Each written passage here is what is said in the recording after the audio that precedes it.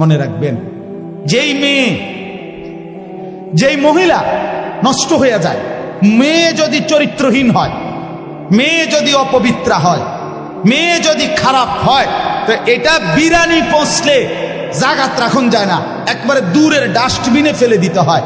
কোন নারী পচে যাওয়া, মেয়ে নষ্ট হয়ে যাওয়া, মহিলা নষ্ট হয়ে যাওয়া, আল্লাহর কসম এটা শুধু পচছে না, এটা দুর্গন্ধে পুরা সমাজটা শেষ করে দিচ্ছে। নারী নষ্ট হইলে সব শেষ। ভাত ফুরান হইলে রাতের ভাত সকালে পানিত ভিজাইয়া খাওয়া যায়, বেডি নষ্ট হইলে এটারে আর জাগাত রাখা যায়।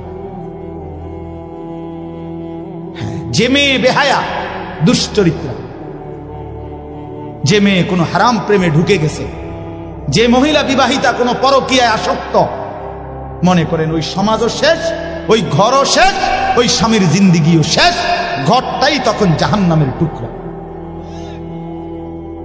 এই জন্য কোরআনুল কারীমের মধ্যে আল্লাহ তাআলা বলছে, শয়তানের চক্রান্ত দুর্বল, দাঈফা, নারীর চক্রান্ত আজিম, ভয়ানক। ইবলিসের চক্রান্তের চাইতে সরাসরি আল্লাহর কোরআনে আছে, নারীর চক্রান্ত তার চাইতে ভয়ানক। নারী অসৎ হইলে শেষ। বেডি যদি সিদ্ধান্ত নেয়, এই জামাই তোরে বেড়া আমি তোর বাপের লগে, মাল লগে, দেবর ননদের লগে তুই কেমনে থাকস, আমি বেডি বাচ্চা থাকতে দেখা দিতাম না, তো মনে করেন শেষ। বুঝেন? মহিলা যদি সিদ্ধান্ত নেয়